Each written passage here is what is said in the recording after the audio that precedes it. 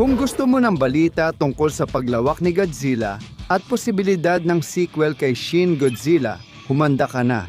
Dahil siguradong magugustuhan mo ang sasabihin ko sa video na ito. Mga residente, ako si Jacob. Welcome sa Dangerville. Simula nang mabalita ang gumagawa ang Toho ng bagong Godzilla live-action na pelikula, inakala ng karamihan sa mga tagahanga ni G-Man na magiging direct sequel ito ng Godzilla 1. Hindi pa kinukumpirma ng Toho at direktor na si Takashi Yamazaki ang anumang detalye ng kwento o plot ng Godzilla -1 hanggang ngayon. Hindi rin nila itinanggi na sequel ito ng -1. Ngayon, may mga bulong-bulungan online na ang sequel ay direktang kasunod ng nauna. Pagkatapos ng Godzilla -1, pero mamaya na natin yan pag-uusapan. Sa ngayon, punta muna tayo sa totoong detalye. Ang susunod na malaking pelikula ng Toho ay magsisimula sa Japan ngayong Agosto 30 at inaasahang mas malaki at maganda kaysa sa Godzilla -1. Kaya pindutin nyo na ang subscribe button. Kung mahal nyo si Godzilla, pasalamatan natin siya. Naglabas ng balita dahil sa casting call para sa mga extra sa website ni Takashi. Sa totoo lang, salamat sa lahat ng legendang news source na nagpo-post nito online. Pasensya na rito.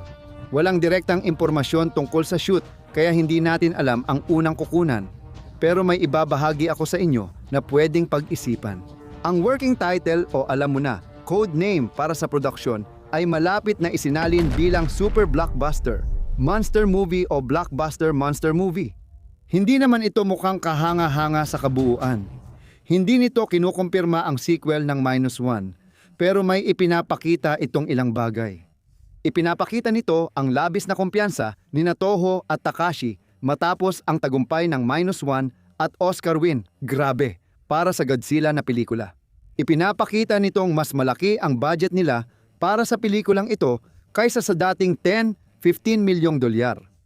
Godzilla -1 at nagpapahiwatig ito na mas magiging enggrande at cinematic ang pelikula kumpara sa -1. Siyempre, puro haka-haka lang ito. Ayon sa Google, ang blockbuster ay tumutukoy sa isang pelikula, libro o produktong naging matagumpay sa komersyo at napakalaki ang tagumpay. Kadalasan, iniisip ng mga manonood ng sine na ang terminong ito ay para lang sa sobrang mahal na produksyon na noon ay siguradong malaki ang kikitain. Magiging diretso ako. Maaaring ito ay dahil lang sa sunod-sunod na pagsasalin at hindi talaga blockbuster ang ibig nating sabihin. Mas bagay ang titulong ito bilang paglalarawan ng pelikula kaysa pahayag tungkol dito. Sa huli, isa itong pelikula tungkol kay Godzilla na halimaw at ang mga ganitong pelikula ay kadalasang kabilang sa mga pinakamahal na produksyon sa industriya ng pelikula sa Japan. Kaya tinawag itong super blockbuster na pelikulang halimaw ay isang paglalarawan lang. Hindi nila tinawag na low-budget indie ang pelikulang halimaw, hindi tulad ng malamang gagawin nila sa Godzilla -1 kasi hindi nila alam na magiging maganda ang takbo ng pelikula. Kaya, bagamat haka-haka lang ito, masasabi kong may misyon sina Toho at Takashi na mas lalong pabighaniin tayo gamit ang isang palabas na hindi pa natin nakikita mula sa kanila. Walang dapat alisin sa Godzilla -1 at sigurado akong mananatili itong mataas ang tingin ng marami. Malinaw na matapos ang tagumpay ng -1, ang susunod nitong pelikula ay tiyak na gagantimpalaan ng malaking pera at resources.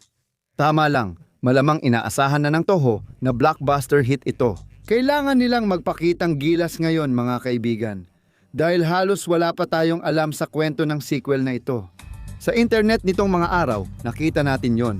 Mukhang ganun na nga. Maaaring bumalik ang parehong pangunahing aktor mula sa Godzilla -1, kaya posibleng makita pa natin sina Noriko at Koichi. Hanggat wala pang opisyal na anunsyo mula sa Toho, ituturing ko muna itong chismis at hindi dapat agad paniwalaan. Ayokong malagay sa masamang panig ng Toho, kahit totoo pa ito.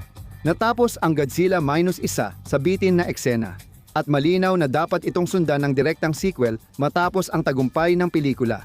At may ilang ebidensya na sumusuporta dito ngayon.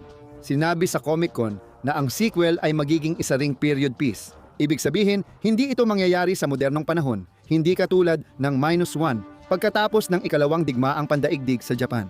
Bilang malaking tagahanga ng mga makasaysayang bagay, palagi akong okay sa ganitong direksyon ng pagkukwento sa aking palagay. Sa tingin ko, pinananatiling lihim ito ng Toho hanggat maaari dahil gusto nilang ibunyag ito sa atin sa tamang panahon. Siguro sa Godzilla Day ngayong taon, gagawin ito ng Engrande. Pero sino ba talaga ang nakakaalam? Maliban sa sequel ng Godzilla Minus Isa. Update. Ang bagong serya ng Godzilla Comics mula sa IDW Publishing ay sa wakas nakuha na ang pangalan nito. Ang Kaisei Era, gaya ng tawag nila ngayon, ay magiging isang panibagong linya ng kwento tungkol kay Godzilla. Sa bawat kwento ng comics, ipinapakita kung paano hinaharap ng iba't ibang bansa sa ating mundo ang isang pag-atake ng kaiju at kung paano ito kinakatawan para sa kanila. Sa Japan, si Godzilla ay sumisimbolo sa isang uri ng natural na sakuna, samantalang sa Amerika, itinuturing siyang isang kalabang dapat pigilan anuman ang mangyari. Interesado akong malaman kung anong mga bansa ang mababanggit dito, at sana maganda talaga ang seryang ito. Dahil dito sa kanyang pangunahing motibasyon, maganda talaga ang premise nito. Ayan na, mga kaibigan. Pwede ko pa sanang pahabain ang balitang ito, pero nais ko lang itong ibahagi sa inyo sa isang maikli at madaling maintindihang episode ng Atomic News. Para sa updates sa sequel ng Godzilla Minus Isa at iba pang balita kay Godzilla, mag-subscribe at pindutin ang bell para sa mga bagong upload. Kita-kits sa susunod!